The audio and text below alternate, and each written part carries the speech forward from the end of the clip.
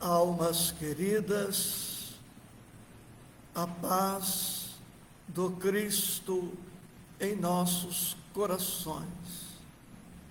Estudo do Evangelho segundo o Espiritismo. Capítulo 4. Ninguém poderá ver o reino de Deus se não nascer de novo. Hoje, o tema que consta dos números 18 a 23, por título, A Reencarnação fortalece os laços de família, enquanto que a unicidade da existência os rompe. Resumindo, colocamos este título: A Reencarnação e os laços de família. A reencarnação não é um princípio exclusivo da doutrina espírita. Desde a mais remota antiguidade, já se tinha a percepção da pluralidade das existências ou reexistências a que a doutrina espírita dá o nome de reencarnação. A reencarnação é um princípio universal, está por toda a parte. Tudo em a natureza material e em a natureza espiritual passa pelo fenômeno que denominamos impropriamente morte, que em verdade é transformação.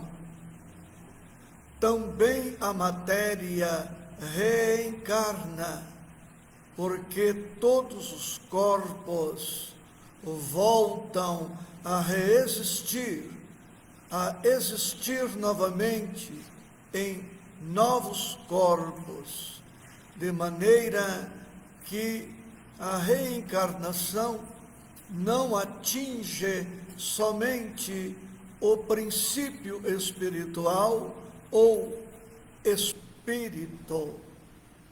A reencarnação é criação de Deus.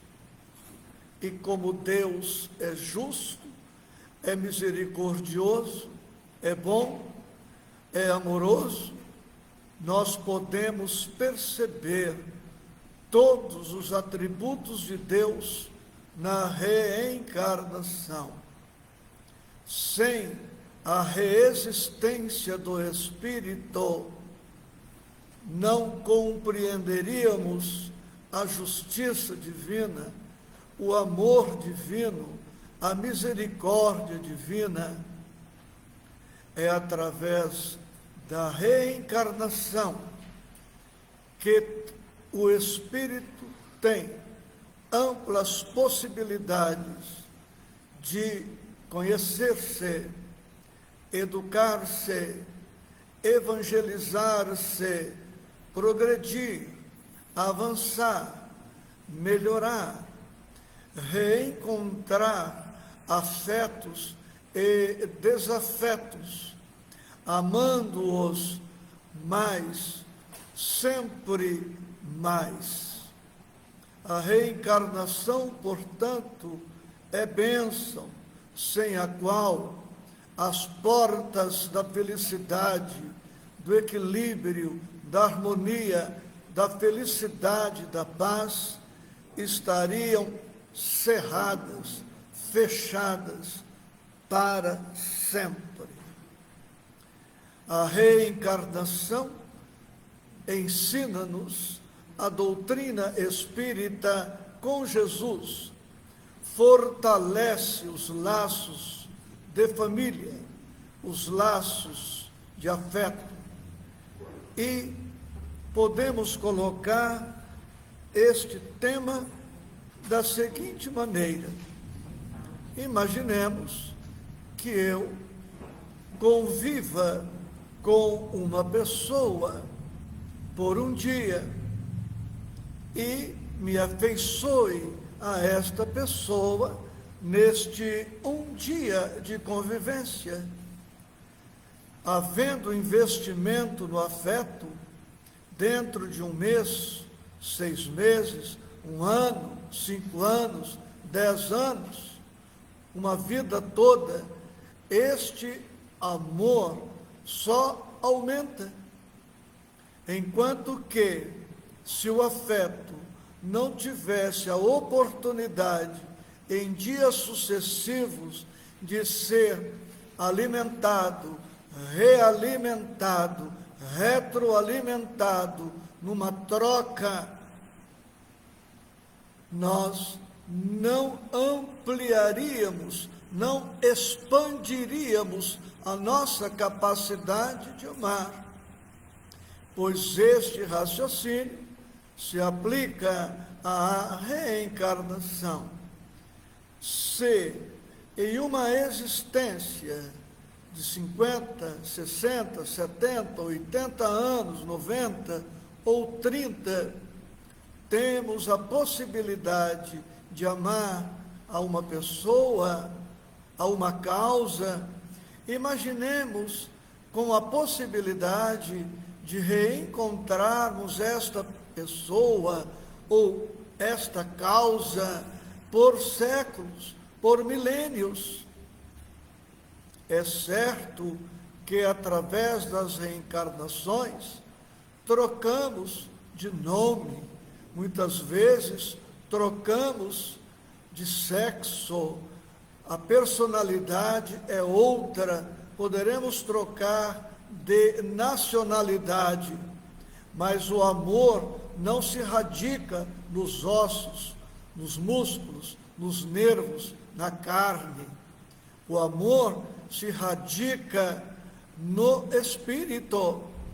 E quando um espírito reencontra outro espírito, ainda que com fisiologia diferente, ainda que com anatomia diferente, com aparência diferente, esses espíritos logo vão demonstrar afinidade, vão despertar reciprocamente uma simpatia, e é isto que perdura, e é isto que deve, em verdade, perdurar.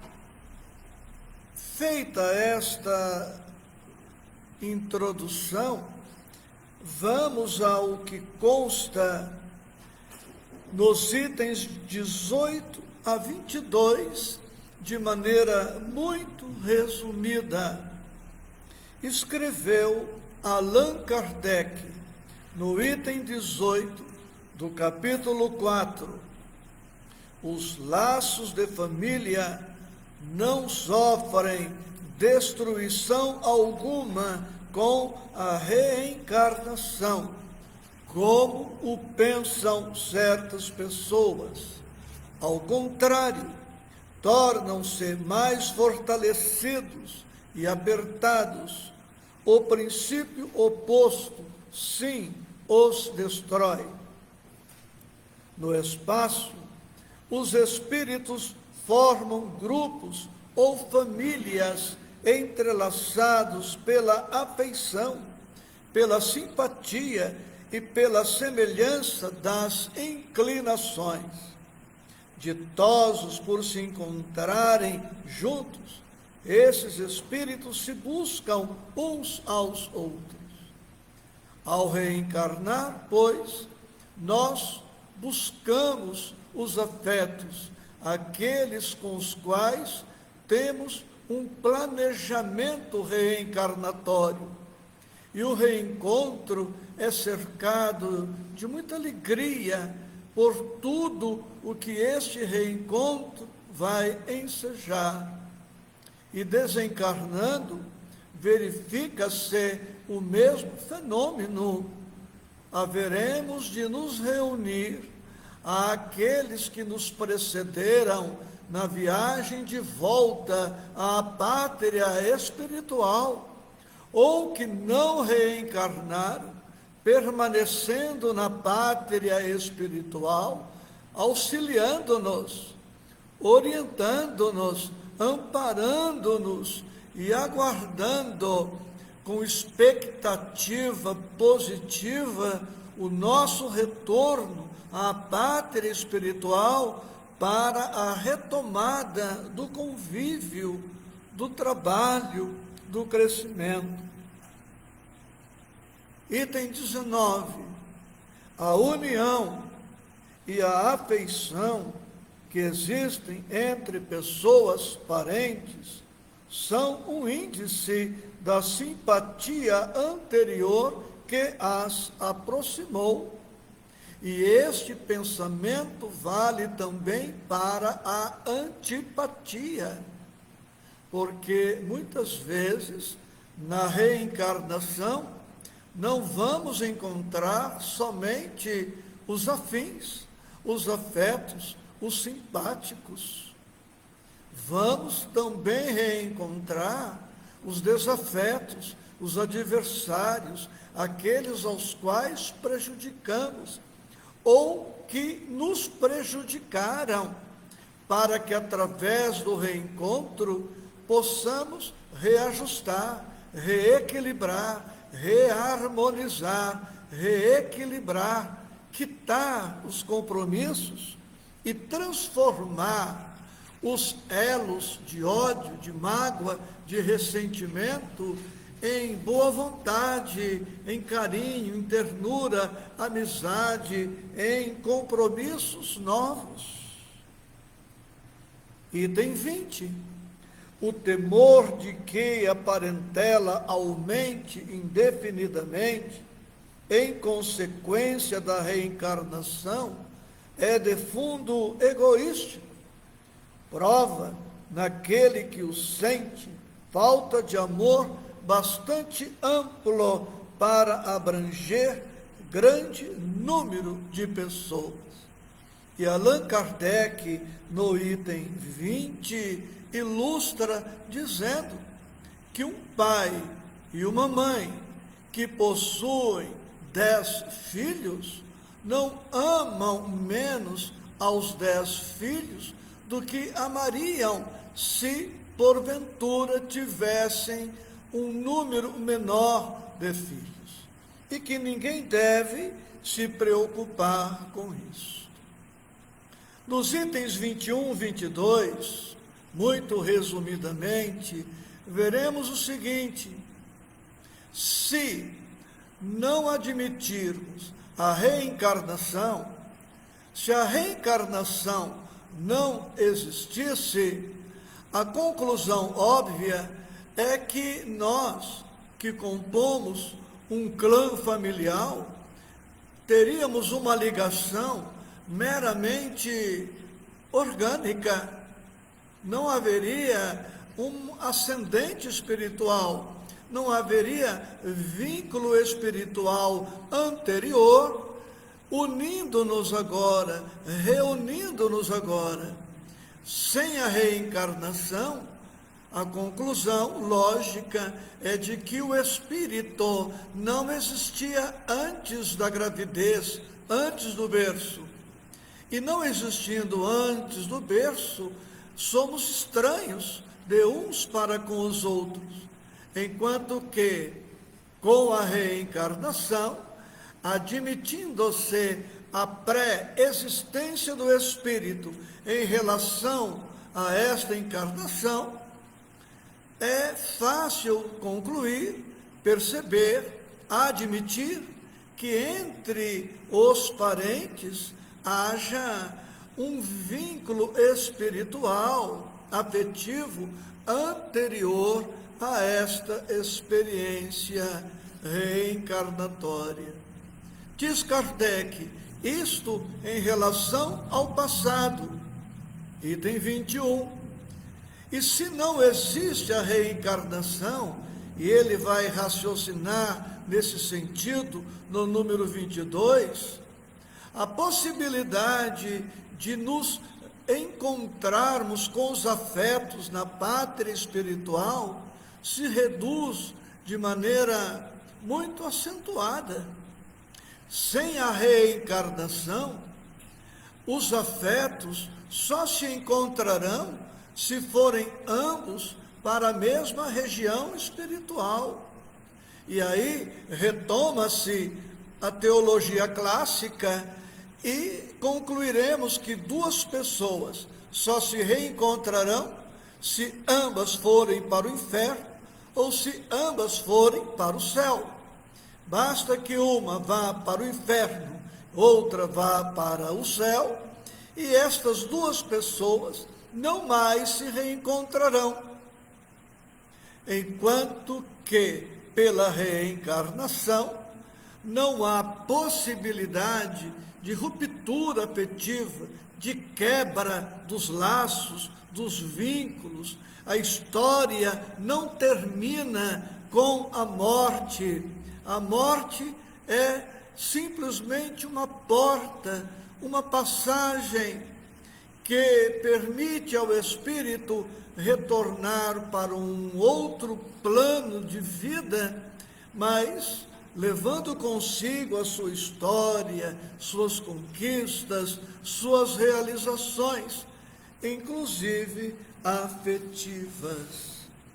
Por tudo isto, vê-se que Deus, na sua justiça, na sua sabedoria, no seu amor, na sua compaixão, na sua misericórdia, agiu bem, instituindo a reencarnação. E Jesus, não fugindo à regra, como podemos perceber nos textos evangélicos clássicos, a todo o tempo se reporta à reencarnação.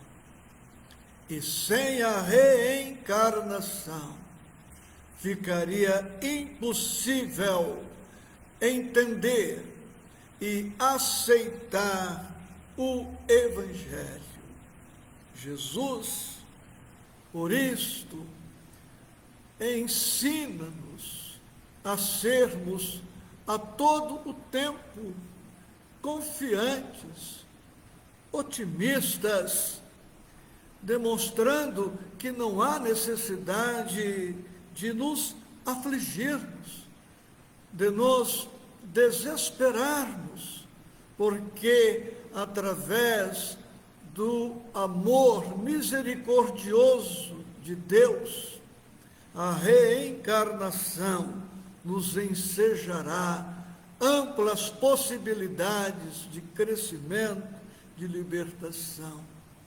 E assim compreendemos porque, no dizer do psiquiatra Augusto Cury, Jesus conseguia fazer poesia de suas misérias. Era um poeta da existência, era capaz de reconhecer e reciclar suas dores continuamente e usava as dores como alicerce da sua inteligência, demonstrando-nos que a dor necessita ser, deve ser uma alavanca de progresso, de crescimento para todos nós.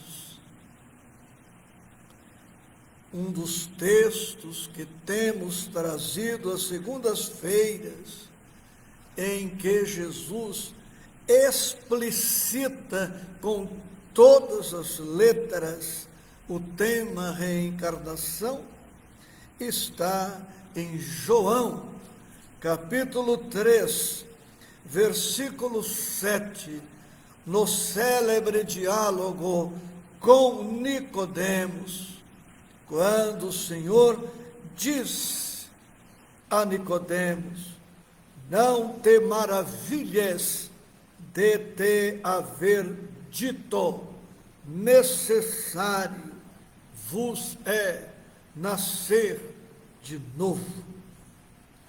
E Emmanuel, no seu livro Caminho, Verdade e Vida, capítulo 110, por título Vidas Sucessivas, anota: a palavra de Jesus a Nicodemos foi suficientemente clara. Desviá-la para interpretações descabidas pode ser compreensível no sacerdócio organizado, atento às injunções da luta humana, mas nunca nos espíritos amantes da verdade legítima. A reencarnação é lei universal. Sem ela, a existência terrena representaria turbilhão de desordem e injustiça. À luz de seus esclarecimentos, entendemos todos os fenômenos dolorosos do caminho. E é por esta razão que o nosso amor, a nossa caridade deve iniciar-se em casa, junto à família menor, junto à parentela. Os espíritas sempre afirmam, e com razão, a caridade começa em casa. É verdade que a caridade somente começa em casa e não termina em casa, porque a caridade, em verdade, não termina, nunca termina. Começa na intimidade doméstica e se estende ao infinito. Estende-se tanto a caridade ao infinito que, quando a caridade não mais se fizer necessária na terra, Deus e o Cristo vão convocar-nos o esforço noutras direções. Seremos trabalhadores em outros planetas, em outros sistemas, disseminando no universo o Evangelho que se manifesta na caridade.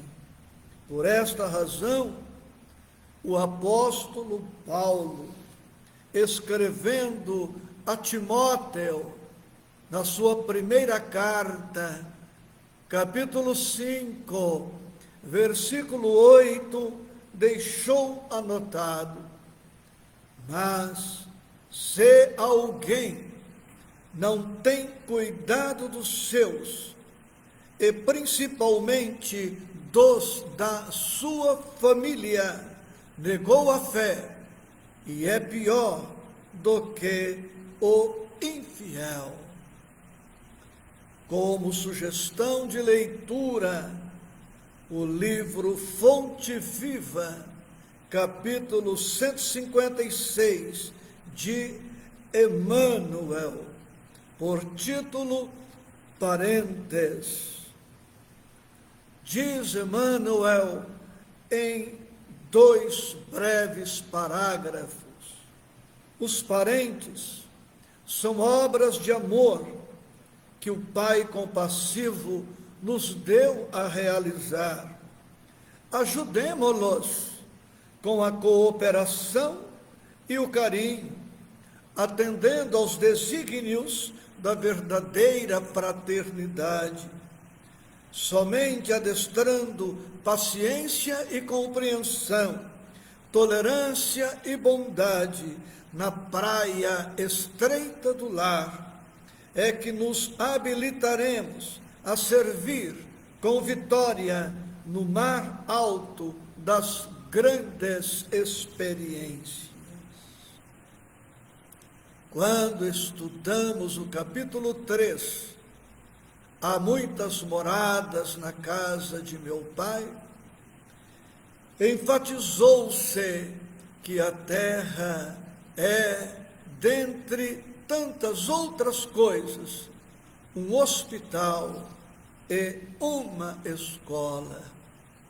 E a reencarnação representa uma reinternação neste grande hospital. A reencarnação representa uma rematrícula nesta grande escola. Reencarnar é internar-se novamente para a continuidade do tratamento daquelas enfermidades não curadas devidamente noutras reencarnações e em nosso estágio na pátria espiritual. Enquanto formos doentes, reencarnaremos, e enquanto formos ignorantes, não atingirmos a sabedoria plena, reencarnaremos. Portanto, reencarnar é ensejo renovado de aprendizado e de tratamento, objetivando a eliminação da cura e das nossas enfermidades. À luz do Evangelho, corajosa e humildemente, façamos uma autoanálise para que possamos perceber, reconhecer quais as moléstias que ainda remanescem em nossos espíritos. Não é vergonhoso, humilhante reconhecermos-nos enfermos ou ignorantes? Estamos em crescimento e, reconhecendo as nossas necessidades, empenharmos-nos na superação. Como sugestão de estudos, o livro Agenda Cristã, capítulo 20, de André Luiz, médico espiritual, Conclusões Naturais. Ele diz: o paciente jamais desespera, o inquieto reclama agora ou depois. E mais adiante, o homem comum ajuda conforme as inclinações, o cristão auxilia sempre. E o mesmo espírito André Luiz, no seu livro Os Mensageiros, capítulo 2, por título Aniceto, relata suas experiências iniciais na pátria espiritual. Depois de 8 anos em regiões escuras de sofrimento, depois de 2 anos de tratamento intensivo no Ministério da Regeneração, na colônia espiritual chamada Nosso Lar, ele é concitado a iniciar os estudos metódicos e o trabalho no bem. E no capítulo 2, ele anota otimista: trabalharia, sim, conheceria a satisfação dos cooperadores anônimos da felicidade alheia, procuraria a prodigiosa luz da fraternidade através do serviço às criaturas. Mas nós que conhecemos Jesus, o Evangelho, a doutrina espírita, não precisamos aguardar a desencarnação para somente aí despertarmos para a necessidade imperiosa do estudo e do trabalho. E ele vai conhecer Aniceto e se encanta e se impressiona com aquele homem maduro que aparentava uma calma refletida, já sem as fantasias da mocidade inexperiente que deixara para trás na sua recente encarnação. E Aniceto adverte André Luiz dizendo-lhe: achamo-nos aqui num curso de extinção das velhas vaidades pessoais trazidas do mundo carnal. Quando o ministro Esperidião me chamou a exercer o cargo, aceitei-o sob a condição de não perder tempo na melhoria e educação de mim mesmo. Material maravilhoso para as nossas reflexões. E com Joana de Ângeles, este espírito igualmente nobilíssimo e amado, nesta oportunidade, vamos refletir um pouco sobre as duas alavancas que nos impulsionam para a frente, para o progresso, para o alto: o amor e a dor. O espírito pode avançar através do amor ou através da dor.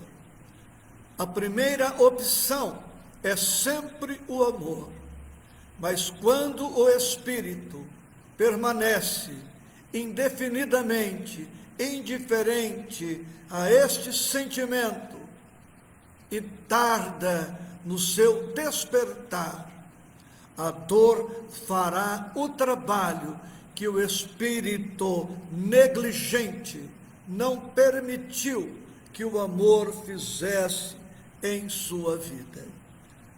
Anota Joana de Ângeles: há dois mecanismos eficazes para o progresso: o amor que sabe e a dor que impulsiona.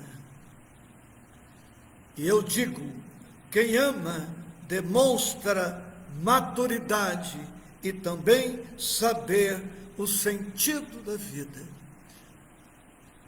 O sentido da vida em nós será demonstrado pela extensão, profundidade, pela nossa capacidade de amar.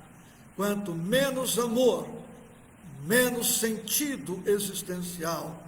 Quanto mais amor, mais sentido para a vida.